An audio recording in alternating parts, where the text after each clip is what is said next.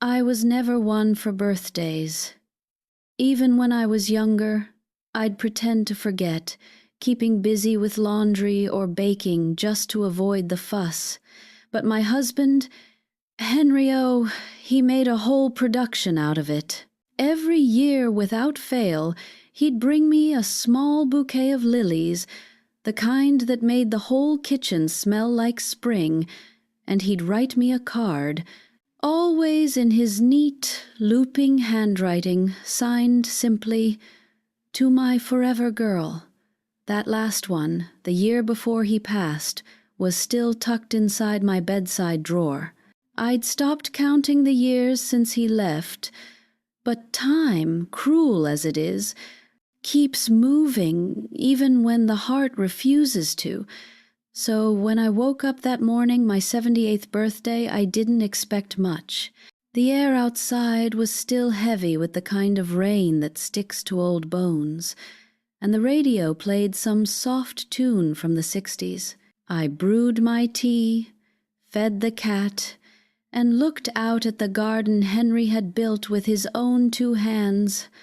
The roses had gone wild now, twisting up the fence like they were searching for him. Sometimes I almost felt they were. The mail usually came late, but that day I heard the postman's whistle right before noon. I shuffled to the door, my knees aching as always, and there it was, a small stack of envelopes, bills mostly. And then one stood out, cream-colored, slightly yellowed around the edges, my name written in handwriting I knew better than my own. For a moment I just froze. The world around me seemed to stop moving. My breath caught somewhere deep in my throat. That handwriting it was, Henry's, the same rounded letters, the same tilt of the M in Margaret. My fingers trembled as I picked it up, feeling the weight of the paper, the faint trace of cologne, his cologne. I pressed the envelope to my chest, my heart hammering. I thought I was losing my mind. 10 years. It had been 10 long, hollow years since I buried him. 10 years since I held his hand as he whispered, "Don't forget to look in the garden every spring." Those were his last words, and for 10 years I did just that. But this was impossible.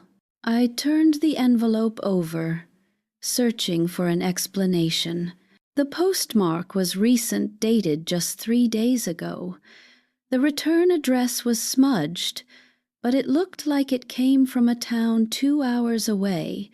The handwriting on the stamp read, "For my Margaret, on her birthday." I felt dizzy, my fingers cold as I tore it open. Inside was a simple birthday card, pale blue, with a gold trim, the kind he used to buy from the little stationery shop downtown. My vision blurred as I read the message. "My dearest Maggie, if you're reading this, it means my plan worked. I hope this card found you at the right time when you needed me the most. Remember the promise I made about surprises that come late. This is one of them. Don't be afraid, my girl. Follow the lilies. Always yours, Henry." I dropped the card, my knees gave way, and I sat there on the floor, staring at it like it was alive. The words swirled around in my mind. If you're reading this, it means my plan worked. Plan? What plan? The kettle whistled sharply from the kitchen, breaking the spell. I stumbled to my feet, gripping the table to steady myself. Every logical thought told me this was some cruel prank, maybe a mistake at the post office. But the scent, the handwriting, the phrasing, no one else could have written that. No one knew about the "follow the lilies" promise. That was ours. It started on our 25th anniversary, when he planted the first lily patch in our garden. "These will always bloom for you." Even when I can't, he said, tucking a bloom behind my ear. He called them love's messengers. I used to tease him for being sentimental, but secretly I adored it. I sat down at the kitchen table, the cards spread open in front of me. I ran my fingers over his name, feeling the indent of the pen in the paper. It was his writing firm, certain, alive. My mind flickered back to his funeral, the casket lowered under a gray sky, the way my son Mark couldn't look at me. He'd taken care of everything back then, the will, the documents, the estate. I'd barely functioned. Now, I wondered, had he known about this? By evening I couldn't shake it. I tried to distract myself with dinner, but my appetite was gone. I sat in the living room with the old lamp turned low, staring at that card. I whispered his name, half expecting to hear something back. The wind outside picked up, tapping against the windows, like fingers knocking softly. Around 9, I called Mark. He lived 2 towns over. Honey, I said, trying to sound calm, Did you send me something? Maybe a card? There was a pause on the other end. A card? No, Mom. Why? You sound weird. It's nothing, I lied. Just thought maybe it was from you. You sure you're okay? He asked, his voice laced with concern. Yes, I said quickly, glancing at the card again. I'm fine. But I wasn't fine. I barely slept that night. Every creak in the house made me jump. The clock ticked louder than usual, each second dragging me further into the past. I dreamt of Henry, standing in the garden with his hands in the soil, smiling at me the way he used to. When I reached for him, he whispered, "Follow the lilies." I woke up drenched in sweat, my heart racing.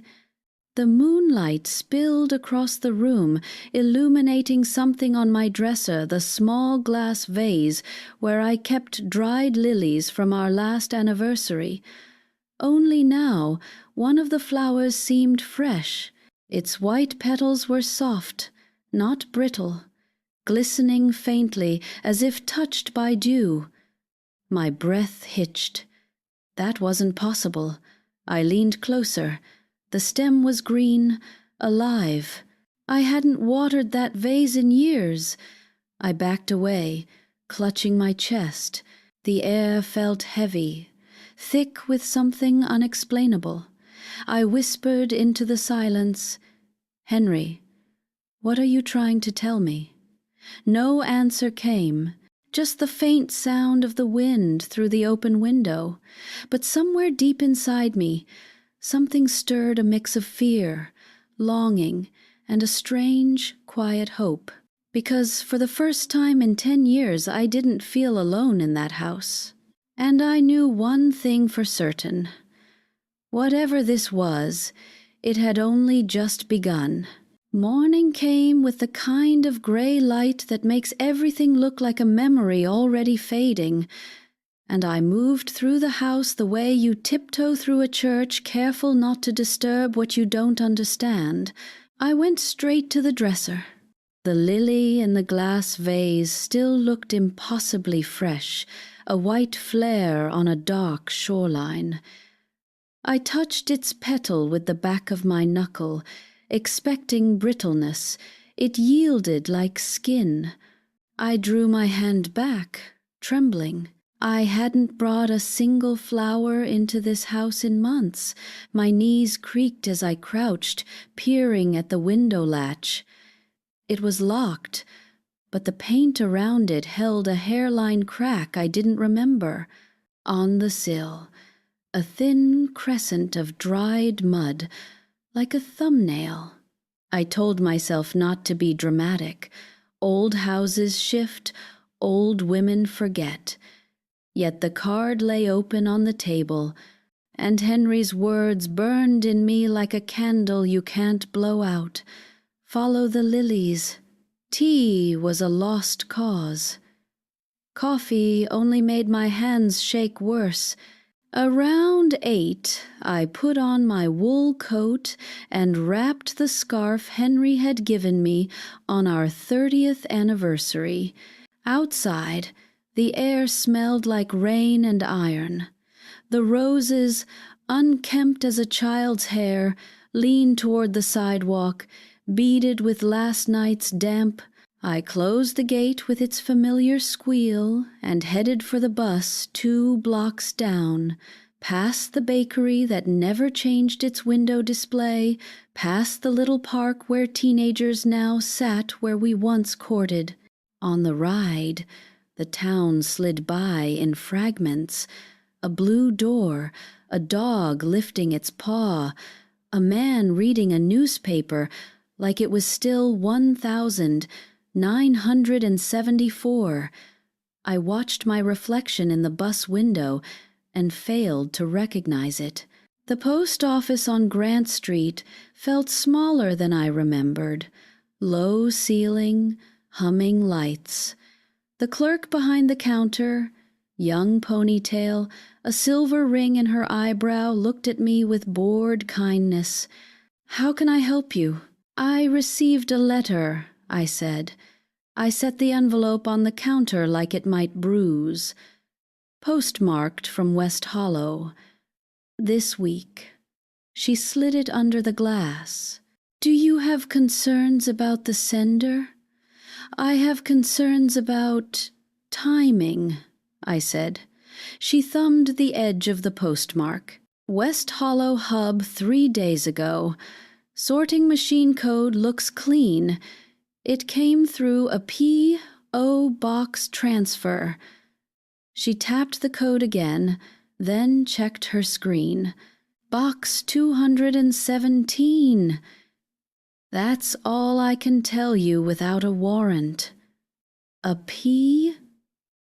box," I repeated. "And no name?" "Not on this end."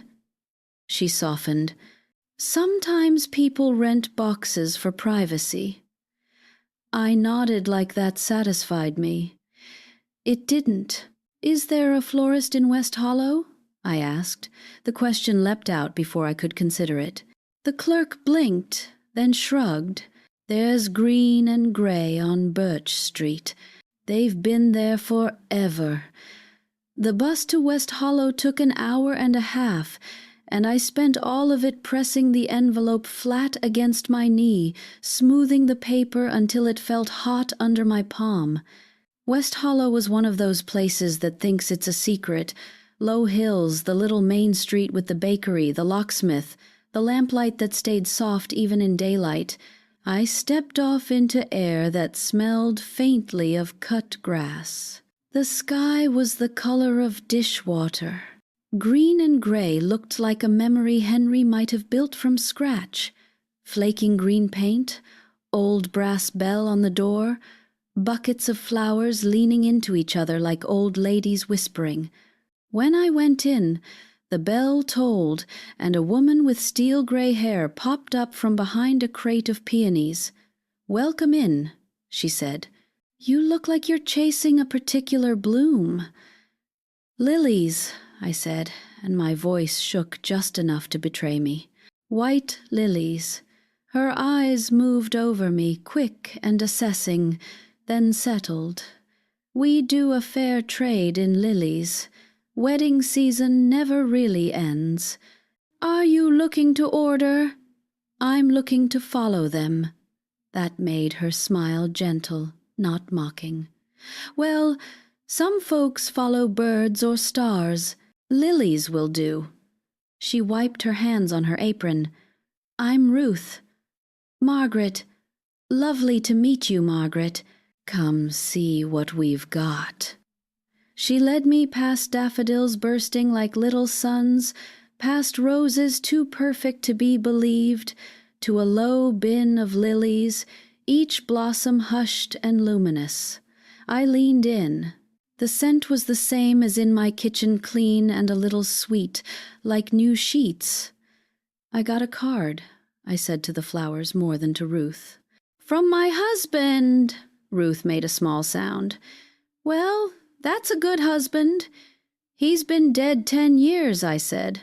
The whole shop seemed to quiet at once. Even the bell stilled. Ruth's face didn't change, but her hands stilled on the ribbon she was cutting. I took the envelope from my bag, postmarked from here, a P.O. box. "Let me see," she said gently. She touched the edge, respectful, as if it were a photograph. The P.O. boxes are 2 doors down at the general store now. They consolidated. But the lilies," she trailed off. "You said follow them?" "Yes." She stared at the bouquet, then at me, as if weighing a decision. "Do you mind waiting a minute, Margaret?" She disappeared into the back. I stood very still, listening to the small sounds of a shop alive, water running, stems squeaking in pails, the bell tinkling when the wind teased the door. My heart climbed into my throat when she returned, not with a bouquet but with a shallow cardboard box. On the lid, in black marker, someone had written, "For M, upon inquiry only." "I kept this under the counter," she said, setting it down like you set down a sleeping child. I wasn't sure there'd ever be an inquiry. My hand flew to my mouth. "What is it?" "A man came here 11 years ago," she said. Tall, a little stooped, soft-spoken. He ordered lilies, not the kind you send once. He ordered a chain, 1 bouquet, every year, on a specific day. And he paid up front for 10 years, she glanced at me. He wrote a note that if anyone came asking about lilies, if a woman named Margaret came and asked to follow them, I should give her this. My eyes burned. I pulled off the lid with careful hands. Inside lay a single pressed lily, sealed in waxed paper, a folded sheet of paper tied with string, and something that gleamed brass at the bottom. Ruth looked toward the door, then back at me. "No one ever came. Not until you." I unfolded the paper. The handwriting rose up at me, again, that familiar curve and certainty. "Maggie, if you come to this counter, it's because you are braver than you feel. I can't be there to walk with you, so I've left some stones along the path. The first is with Ruth. The next is where we kept our first secret. Follow the lilies. H. Where we kept our first secret." The words fell around me like leaves. Our first secret? I thought of the apartment where we'd lived, of the way we hid the engagement ring in a teacup, of the summer we stole kisses behind the church. But the first secret, my mind went somewhere else entirely. The garden bed we'd planted before Mark was born, the one with the little ceramic frog tucked under the hydrangea. That was where we buried a tin of notes to each other, promises scribbled at midnight. That frog had long since disappeared into ivy. I reached into the box again and lifted the brass thing. A key, old-fashioned, with a clover-shaped bow. Not a house key. Safety deposit? Storage? Or something older, something made to fit a lock that wasn't common anymore. Ruth touched the pressed lily. "He came back again a few months later," she said. "He asked if I'd do him another kindness. He said he might not have much time. He gave me a stack of cards with your name, told me to mail one on a certain date if a certain person brought them in." "What person?" My voice was hardly my own. "Who brought the card in?" "A woman," Ruth said slowly. Dark hair. Maybe in her 50s then. She wore a velvet scarf even though it was June. She didn't give a name. She gave me this card in a separate envelope and asked me to send it from the West Hollow hub in early autumn of this year. Ruth's eyes slid to the postmark. She paid in cash and left. A velvet scarf. My sister Elaine had worn a velvet scarf to our mother's memorial, but plenty of women wore velvet. I pressed my lips together. Did she say how she knew Henry? I asked. No, Ruth said, just that she was doing something for a friend.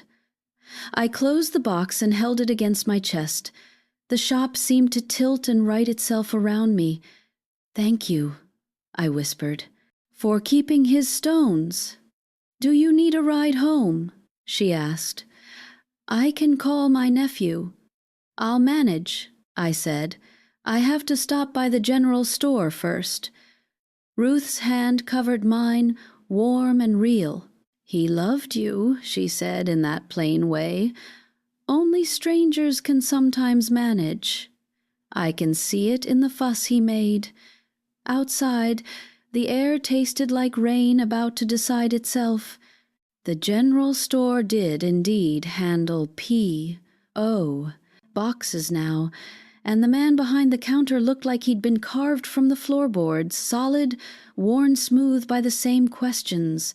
When I asked about Box 217, he gave me the same answer as the post office. No names without a warrant, but when I set the lily box on the counter by accident, the pressed bloom visible under wax, he looked up sharply. Those are green and gray hands, he said. I know Ruth's work. A gift from a friend, I said. Do you remember a woman with a velvet scarf a few months ago? He frowned. Velvet scarf. June. Might have been the same woman who bought the commemorative stamps nobody wanted. He rubbed his jaw. I remember her because she asked for change for the vending machine and then never bought anything. He looked at my envelope and the postmark like he was measuring it against a private picture. Box was cleared a month ago. Subscription ended. That's all I can say. Which told me more than it should have. Whoever used the box did what they came to do and vanished. On the bus home, the key pushed a small circle into my palm, a patient ache. The phrase beat against my ribs. Where we kept our first secret. I saw it clear as a photograph. Me and Henry, younger and ridiculous, giggling as we wrote promises on slips of paper, the tin box with a blue lid, the ceramic frog with a chipped eye, the hydrangea thick and blue as a bruise. Back at the house, the light had grown thin and pearly, the kind that brings shadows to the front of things. I set Ruth's box on the table next to Henry's card and the fresh lily not in the vase. I took the garden spade from the hook by the back door and stepped into the wet afternoon. The soil gave like cake under the frosting. The hydrangea had gone leggy, the frog long since swallowed, ivy detritus matted against the fence. I knelt, the damp seeping into my stockings, and began to dig. There is a particular sound a spade makes when it hits metal, an almost cheerful clang, as if it's found an old friend. When I heard it, my heart stopped. I brushed the dirt aside with my hands. My fingers closed around a tin with a blue lid, dull with age but distinct. I lifted it out like it might fall apart. In the kitchen, I set it down next to the other reliquaries of my life. My hands shook so badly I had to sit. I pried the lid off. Inside lay scraps of our foolish youth, a movie stub, a ribbon, a note in my own girlish hand. I promised to never sleep angry. Beneath, a folded sheet of paper heavier than the rest, its edge crisp even after so many seasons underground. My name was on it. Maggie. I unfolded it. Henry's handwriting again, a little less certain this time, perhaps written when he was already unwell. If you have found this, then you followed the lilies. The next stone is where the lilies first bloomed for you, not for me. And forgive me, my girl, for what I could not say when I should have. H. The lilies first bloomed for me, not for him. My mind darted like a swallow. Not the garden, not the wedding bouquet. And then it anchored suddenly. A hospital corridor painted a sickly green, a florist cart rattling by, a white lily pressed into my hand by a nurse the day Mark was born, the maternity wing, street. Jude's had been renovated years ago. The old wing shuttered, the plaque with donors moved. But I remembered the alcove by the vending machines, the little prayer niche with a carved lily at its base. I stood, the room spinning for a moment, as my blood rushed back into its pathways. As I steadied myself, something snagged my eye. Small and wrong and new, a crescent of dried mud on the floor beneath the kitchen window, matching the one on the sill. Next to it, almost delicately placed, lay a single petal from the fresh lily, bruised at the edge. Someone had been in here. Someone had stood near this table while I slept, close enough to brush the vase, close enough to leave part of the flower behind. I turned the key over in my hand, its teeth catching the light. The house listened with me. In the stillness, a thought I had been pushing away since morning came and sat right beside me. Whoever had mailed the card might not be finished. The next morning came heavy and low, the kind of dawn that feels like it's watching you. I hadn't slept properly. Every time I closed my eyes, I saw the kitchen window and that single white petal glowing faintly in the dark. By sunrise, I gave up pretending to rest. I made tea but forgot to drink it. My hands shook too much to hold the cup anyway. I spread everything out on the dining table. Henry's card, Ruth's lily box, the blue tin from the garden, and that brass key. The key looked old enough to belong to another century, the kind used on safes or post-war trunks. My heart clenched as I thought Henry had been a collector of odd things, fountain pens, postcards, even a few antique locks he used to restore for fun. Maybe he'd hidden something in one of them. But it wasn't the key that haunted me most, it was the mud. Someone had been in this house, someone who left lilies that shouldn't have bloomed and letters that shouldn't exist. I checked every lock twice before I dared to step outside. The garden was silent, soaked from last night's drizzle. The hydrangea bed looked freshly turned where I dug up the tin. The earth darker than the rest. I ran my fingers through the soil, cold, damp, soft. It didn't feel like the past. It felt like something waiting. By noon, I'd made up my mind. If Henry wanted me to follow the lilies, then I'd follow them to the end, even if the path led straight into madness. The next clue was clear enough, the lilies that bloomed for me, not for him. That meant Street Jude's hospital. I hadn't set foot there in decades.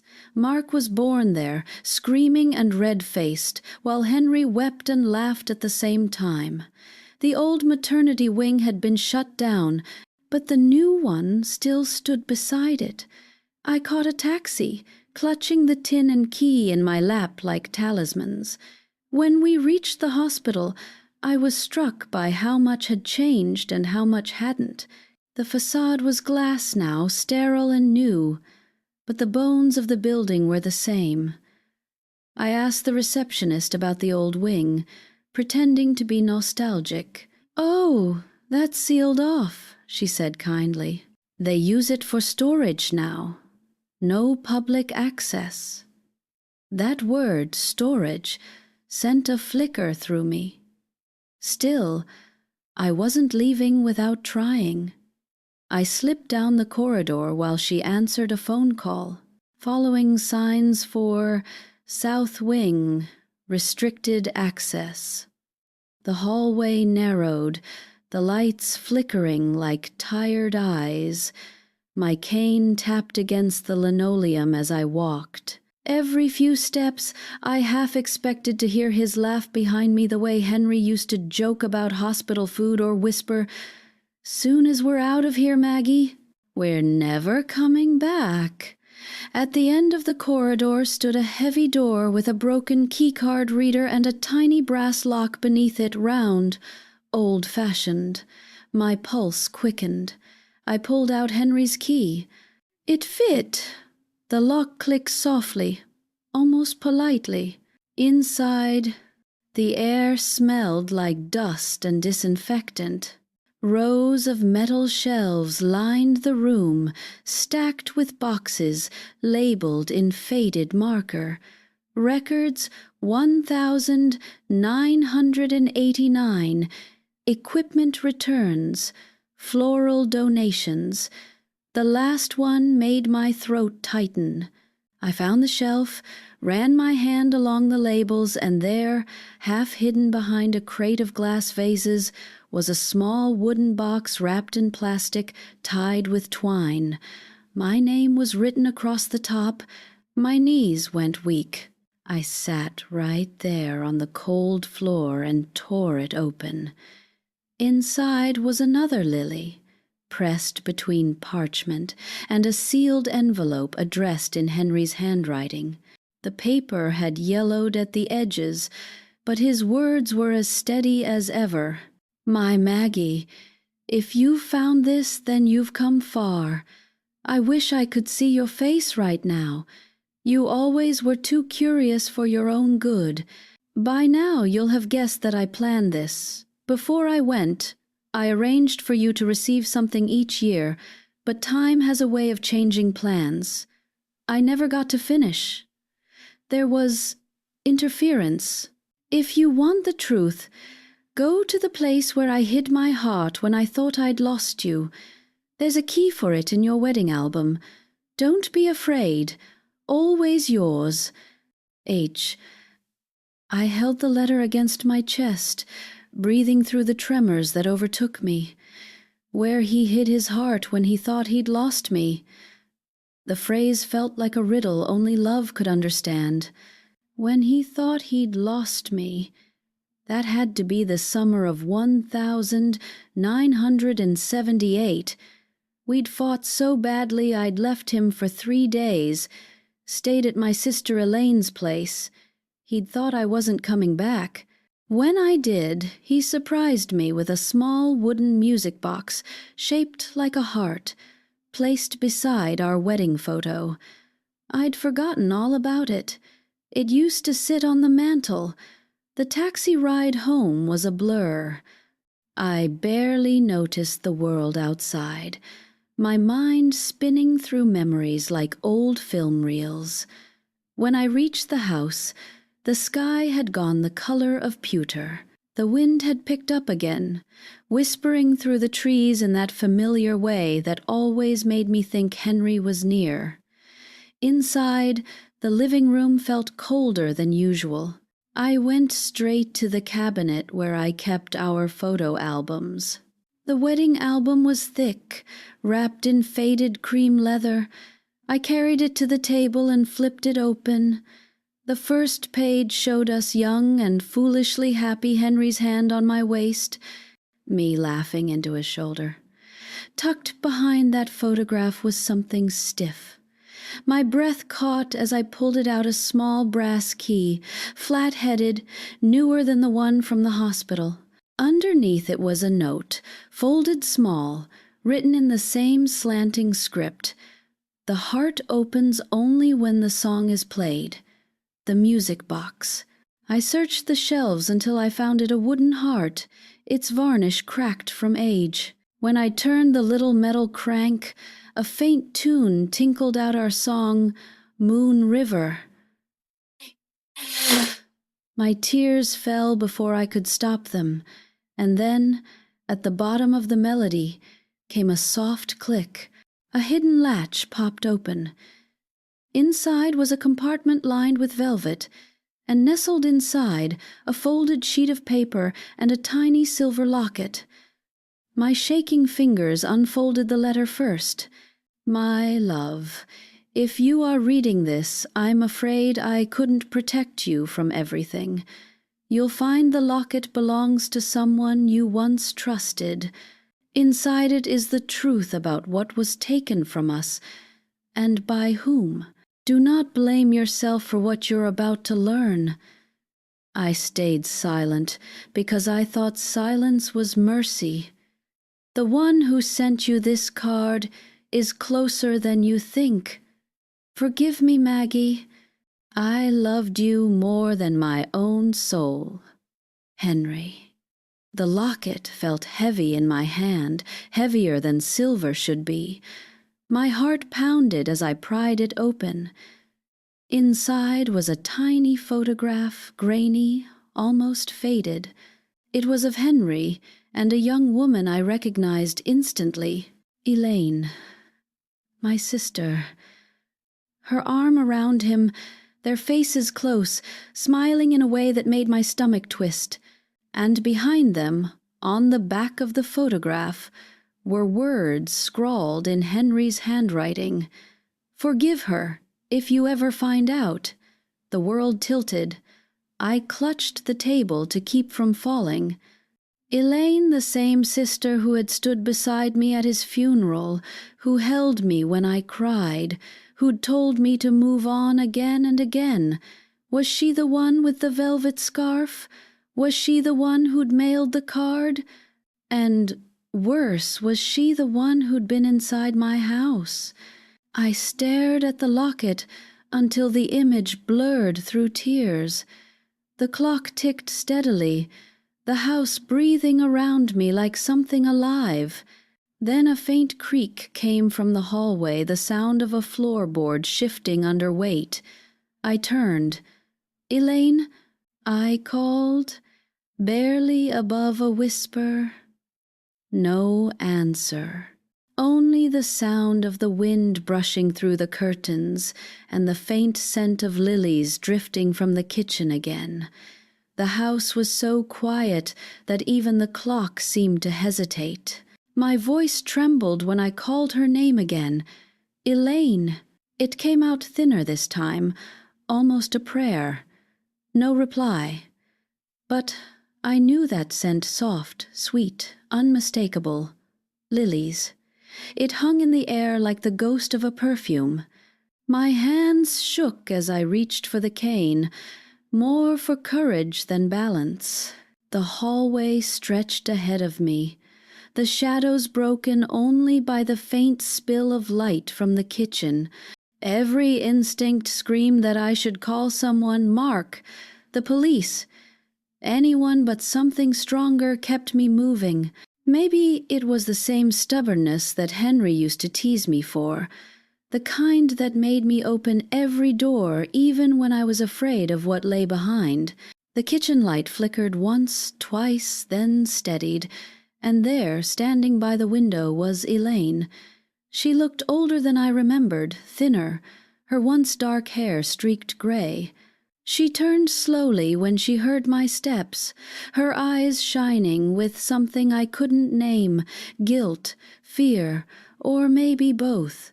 You look like you've seen a ghost, she said softly. I might as well have, I whispered. You've been here. Her lips parted, then pressed together again. I didn't mean to frighten you. Then what did you mean to do?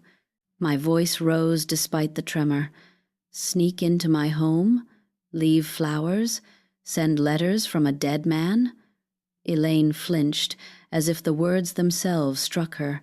I only wanted to make things right. Right?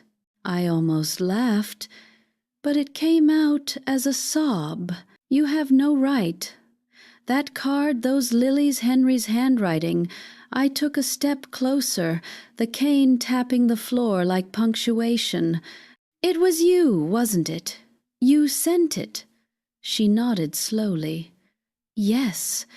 The air went out of me. I gripped the table for support. Why? Her eyes dropped to the floor. Because I owed you the truth. I owed him the truth. The locket still hung from my trembling fingers.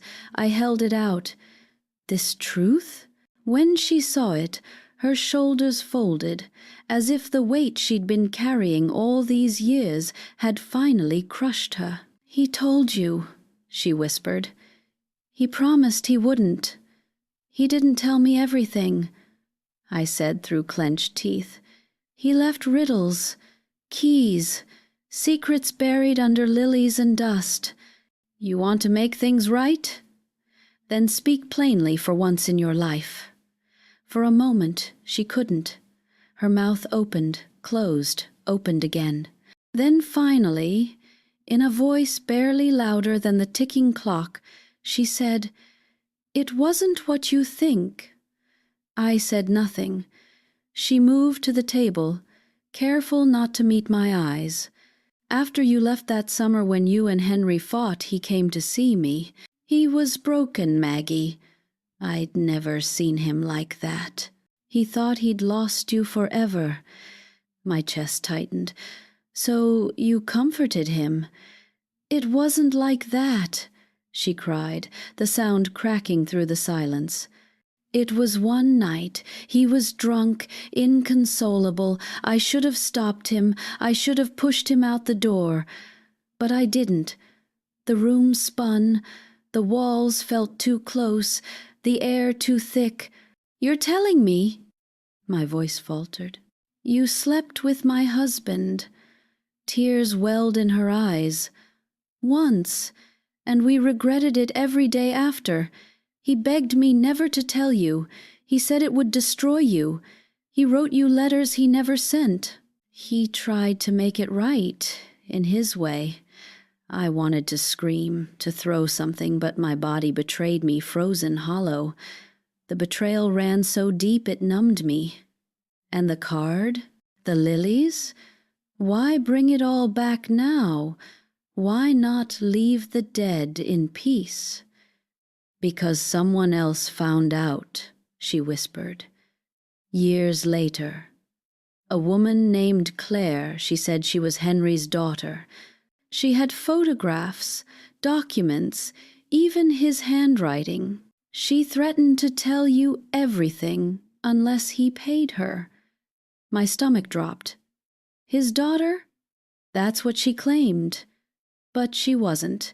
She was a scam artist, I found out after Henry died. She'd tricked him into sending money for years. I tried to stop her, but she vanished after his funeral. I thought it was over, until I found her letters in his old things. He'd written instructions, plans for you to receive those messages on your birthdays as reminders of his love, not his guilt. But she tampered with them. She mailed the wrong one, the one that hinted at the affair. My head swam. I steadied myself against the counter, the edges of the world blurring. So you decided to fix it by haunting me? Elaine's face crumpled. I thought if you followed his clues, you'd find forgiveness. You'd understand what he meant, what he tried to protect you from. But I miscalculated. I didn't know the lilies would bloom again. Her words hung between us, heavy as lead. I wanted to hate her. I wanted to love her. I wanted to be 16 again, back when we still shared secrets instead of sins. How long? I asked finally, my voice a rasp. Have you been coming into my house?" She looked away. "Just twice. Once to leave the vase of lilies, once to make sure the card arrived. I didn't mean to frighten you." I stared at her, and in that moment I saw what Henry must have seen, a woman broken by regret. But regret doesn't erase betrayal. "Get out," I said quietly. She hesitated. "Maggie, get out before I lose whatever mercy I have left." Elaine stepped back, her tears falling freely now. "He loved you," she whispered. "Everything he did, even the wrong things, he did because he couldn't bear to lose you." I turned away before she could see the tears burning in my own eyes. The door clicked softly as she left, and for a long while I stood there in the half-light, the music box still open, Moon River replaying faintly from its broken gears. When I finally looked up, something glinted on the table where she'd stood, a small envelope. My name on it again, but not in Elaine's handwriting. It was Henry's. My breath caught. I opened it slowly. "Maggie, if Elaine has come to you, then the past has reached its last turn. I asked her to deliver this when she was ready to forgive herself. Don't hate her. The fault was mine. I thought I could fix what I broke by planning love like a map, but love doesn't obey plans. I'm sorry for the silence. I'm sorry for the lies. But know this, you were my only home. Every secret, every letter, every lily was meant to lead you back to that truth. Always, Henry." I sank into the chair and let the words wash over me until the tears came. I cried for him, for her, for the years that would never come back. The anger ebbed slowly, leaving behind something quieter, a grief so deep it felt almost peaceful. When the tears dried, I lit a candle beside the vase of lilies. Their scent filled the room once more, not as a haunting this time, but as a memory made whole. Outside, the rain began again, soft and steady. I could almost hear Henry's voice in it, low and familiar. "Follow the lilies." And this time, I finally understood. He hadn't meant clues. He'd meant forgiveness. I sat there for a long time after Elaine left, the house still humming with her absence. The letter lay open beside the candle, and the flame's shadow trembled across Henry's handwriting like a living heartbeat. Outside, rain whispered against the window, gentle and endless. For the first time, I didn't fight the sound.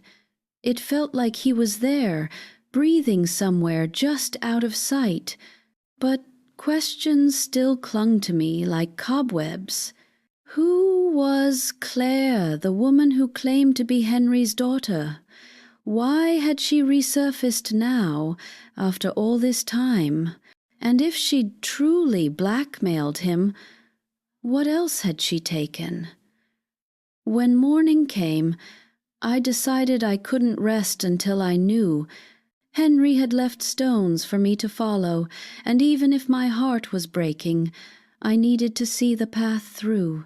I gathered everything, the cards, the keys, the letters, and placed them neatly in my bag. Then I took the old address book from the drawer, the one with worn pages and fading ink, and began scanning for names I hadn't read in years. That's when I found it. Claire Matthews, scribbled on the very last page, next to an address in West Hollow. My fingers went cold. The same town as the postmark. I almost laughed at the cruel neatness of it all. The world truly had a twisted sense of humor. I put on my coat, grabbed my cane, and caught the 10:15 bus back to West Hollow. The rain had stopped, but the sky was still gray, like it hadn't decided if the day deserved light yet. The address led me to a narrow lane behind the main street, lined with tired houses that leaned into each other for comfort. The number 23 Birch Lane belonged to a small cottage with peeling paint and a rusted mailbox. I knocked once, no answer. I knocked again, harder. Finally, the door creaked open.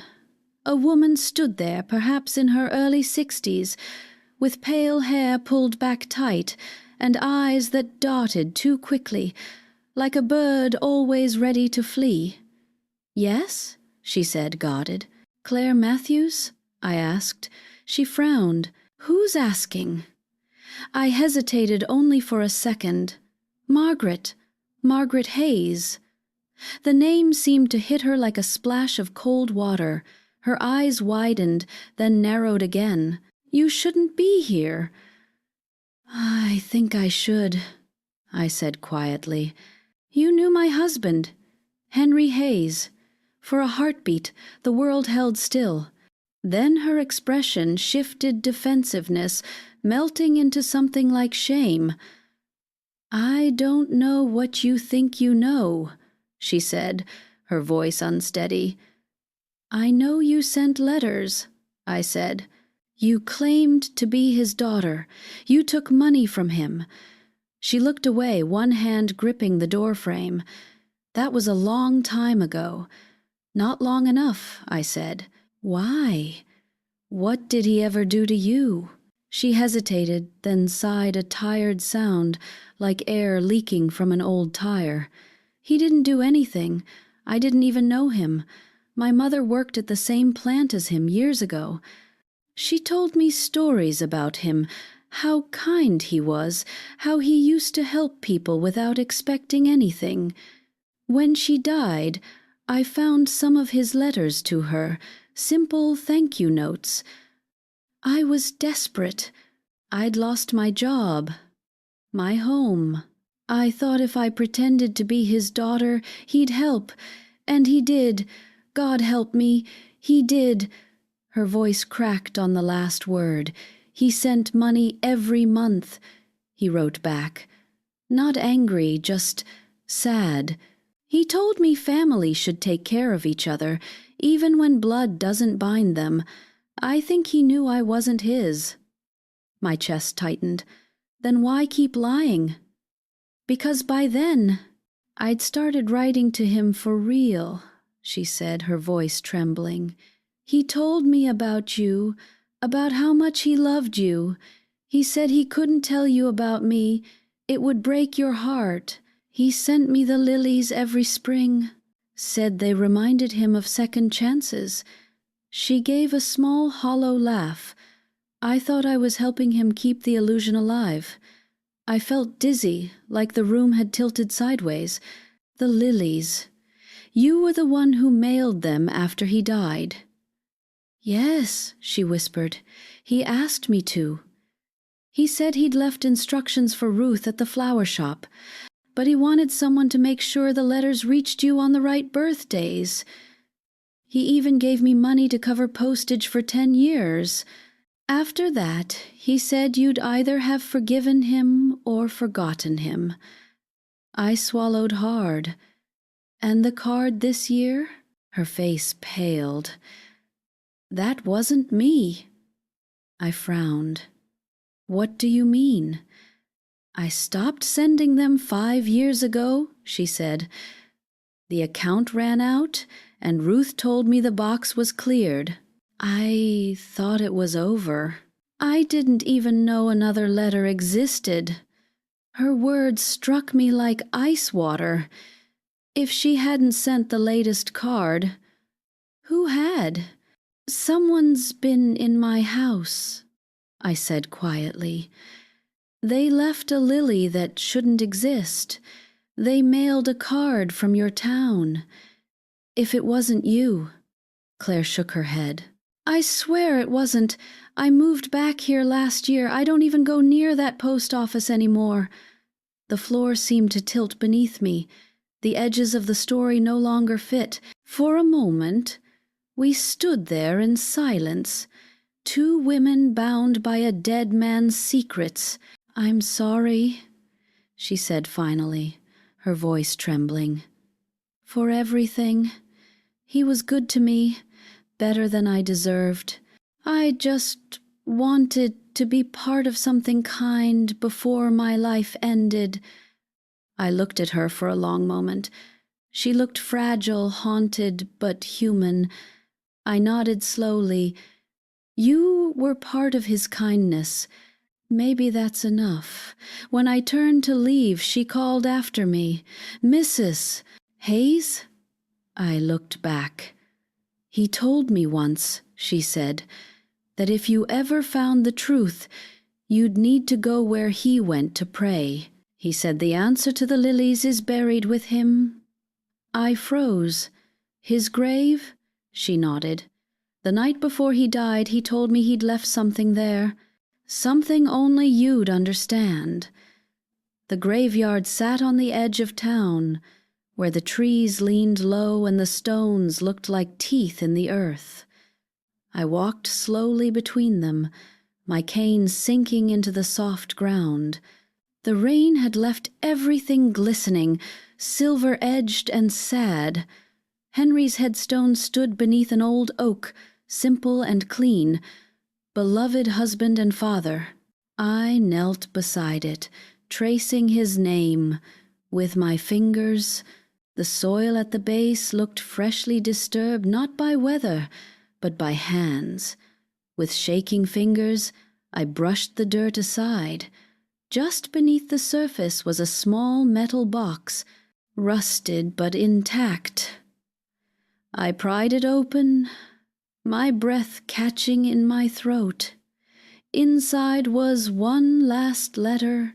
"My Maggie, if you've made it here, you've walked every path I left for you. You know now what I hid not out of shame, but out of love. I wanted you to remember me, not as the man who failed you, but as the man who tried to make it right. I arranged for these letters to reach you through others, because I knew you'd never stop seeking once you began. The last lily is not for forgiveness, but for peace. When you place it here, everything will rest, with all that's left of me. Henry." I pulled a single lily from my bag, the one that had bloomed miraculously in my vase that night, and laid it gently at the base of the stone. The wind stirred through the grass, carrying the faintest scent of his cologne. "I forgive you," I whispered, and for the first time in 10 years, I meant it. But as I rose to leave, I noticed something strange. At the edge of the graveyard, half hidden behind a row of hedges, a figure stood, watching me. Still, silent. She wore a velvet scarf. Elaine? Or was it someone else? When I blinked, the figure was gone. Only the lilies swayed in the wind, their white petals trembling like whispers. The velvet scarf flashed once between the trees, a dark shimmer against the gray rain. My breath caught. The cane slipped in my hand. "Elaine?" I called. The word vanished into the wind. No answer, only the hush of wet leaves shifting under invisible feet. I moved closer, each step slow and careful. The grass squelched beneath my shoes. Behind the hedges, the path curved toward the old stone wall that bordered the graveyard. I could hear the soft scrape of fabric again, then silence. When I rounded the corner, nothing, only the faint scent of lilies. A laugh escaped me then, small and broken. Maybe it had never been her. Maybe my mind, worn from chasing ghosts, had conjured one more. Maybe that was what Henry meant by everything will rest.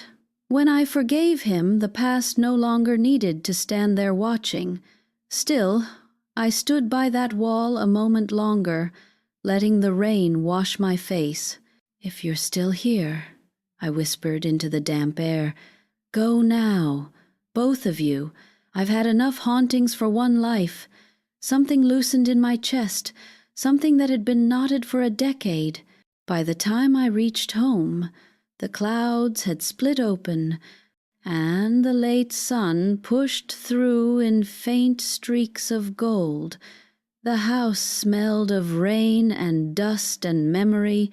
I left my coat by the door and lit the lamp in the living room. The table still held everything, the box from Ruth, the pressed lily, the music heart, the last of his letters. I ran my fingers over them all, then gathered them into a small stack. For once, I didn't feel the need to keep them secret. That evening, Mark came by unexpectedly. He saw the candle by the window and smiled faintly. "You okay, Mom?" "Been trying to call." I nodded. "I'm better than I've been in a long while." He noticed the letters, the tin, the locket glinting beside them. "Cleaning up?" "In a way," I said, "finishing a story your father started." He gave a puzzled smile but didn't pry. That was his father's habit, to silence that held love. After he left, I sat by the fire, the music box in my lap. The melody creaked out, fragile but faithful. Moon River, just as it had always played. I closed my eyes and saw Henry's face, not young, not perfect, but the way he'd looked on that last evening before the hospital stay, sitting at the kitchen table, smiling at me like he knew I'd remember that expression forever. I imagined him standing by the grave, tucking that final letter into the earth himself, whispering instructions to Ruth, to Elaine, to that lonely woman named Claire, each of them unknowingly carrying fragments of his apology. He had woven his guilt into a kind of map, and I had followed it to the end. And now the road was done. Before bed, I opened the window. The air smelled of rain and lilies. The moon hung low, soft and silver. On the table, one lily petal had fallen from the vase, curling slightly at the edge like a closing hand. I picked it up and pressed it between the last page of our wedding album, next to our photograph. "Good night, my love," I whispered. That night, I dreamed of him. Not the sick, fading Henry, but the one who used to dance with me barefoot in the kitchen, humming that same old tune. He didn't speak, just reached out his hand. I took it. We turned slowly, the room around us glowing with golden light. When I looked down, lilies bloomed at our feet, hundreds of them, swaying softly to the rhythm of the music box. When I woke, the morning sun filled the room. The air was light, almost sweet. The vase was empty. The lilies gone vanished as quietly as they'd come. But I wasn't afraid. The silence wasn't hollow anymore. It was peaceful. Henry's letters, his secrets, his ghosts, all of it had led to this stillness.